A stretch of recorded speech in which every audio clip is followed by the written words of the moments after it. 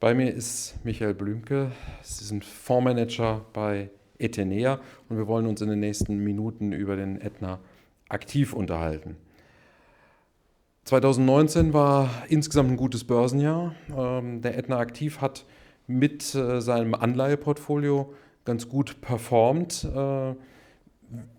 Wie verhält sich das? Welche Rolle haben die Renten im vergangenen Jahr gespielt für diesen Mischfonds? In der Tat, es war ein gutes Jahr für den Aetna Aktiv mit über 10% Performance.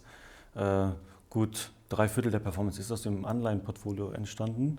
Wenn man jetzt ein Jahr zurückgeht, dann ist das auch mehr oder weniger eine logische Konsequenz. Damals waren die Märkte durchgerüttelt, die Risikobudgets angeschlagen, die Rezession angetrieben durch den Handelskonflikt stand quasi vor der Tür. Und in dem Moment haben wir als konservative Anleger die Entscheidung getroffen, das Risikobudget dort zu allokieren, wo wir das Chancen-Risiko-Verhältnis für am attraktivsten hielten. Und das war im Januar letzten Jahres die Renten.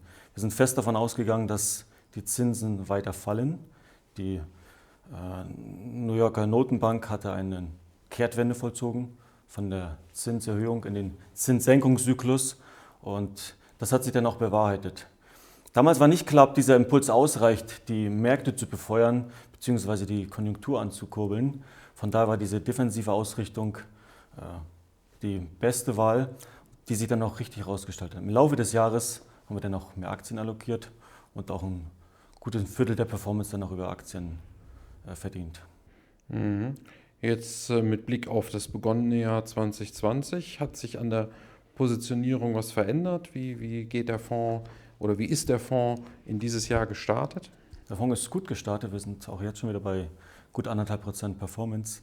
Die Positionierung ist eine andere, der Ausblick ist auch eine andere, die Erwartungshaltung ist eine andere. Wir gehen davon aus, dass die Wachstumsdelle durchschritten ist, dass wir positives Wachstum sehen, insbesondere auch in Amerika.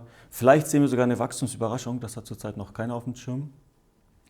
Dementsprechend haben wir immer noch ein relativ großes Anleihenportfolio, was wir zwar etwas reduziert haben, aber der Hauptrisikoträger und auch Treiber für die Performance wird die Aktienallokation sein.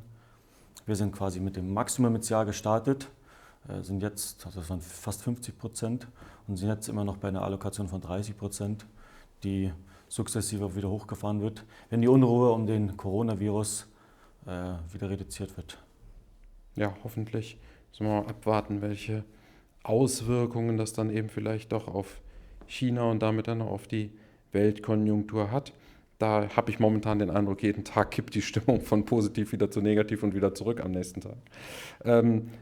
Mit Blick auf die aktuelle Positionierung, welche dieser Positionen im Aetna Aktiv, wo sind Sie besonders überzeugt? Also ich als Aktienmensch bin natürlich von der Aktienpositionierung überzeugt.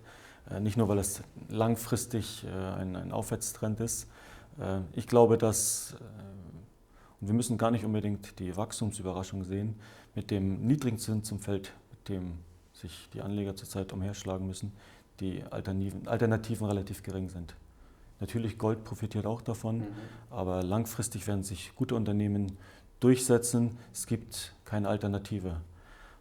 Das war auch letztes Jahr schon das Argument, auch noch vorletztes Jahr. Es wird auch zukünftig das Argument sein, dass die Unternehmen dort sich am besten adaptieren können und mit ihren nicht nur Dividendenrenditen, auch mit dem Kurs-Gewinn-Verhältnis immer noch attraktiv sind und weiter steigen werden. Lassen Sie bei den Perspektiven für dieses Jahr 2020 bleiben und gerade bei der Frage, was überrascht vielleicht den Anleger?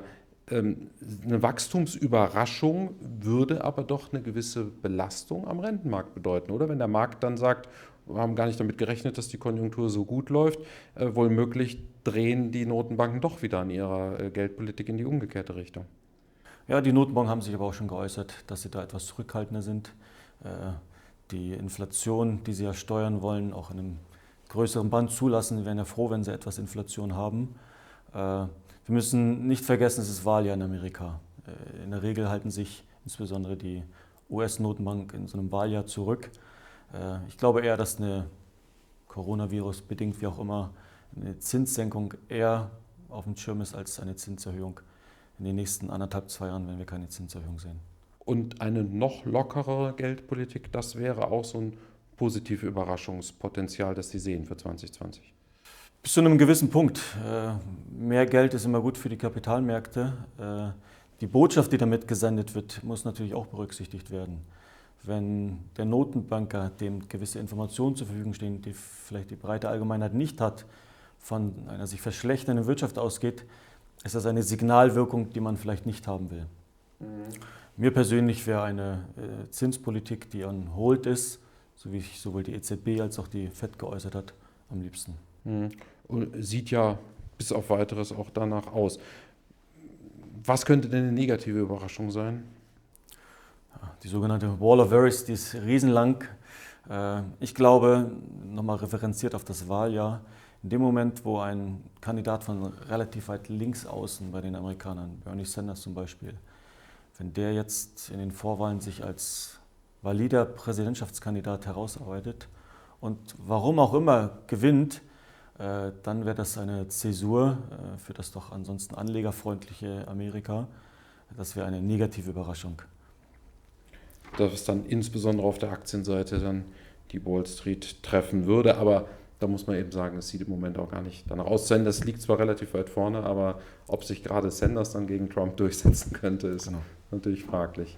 Gut, Herr Blümke, schön, dass Sie da waren. Vielen Dank für diesen Ausblick vor allen Dingen auf das begonnene Jahr. Ich wünsche Ihnen weiterhin viel Erfolg mit dem Aetna Aktiv. Vielen Dank, ich habe zu danken.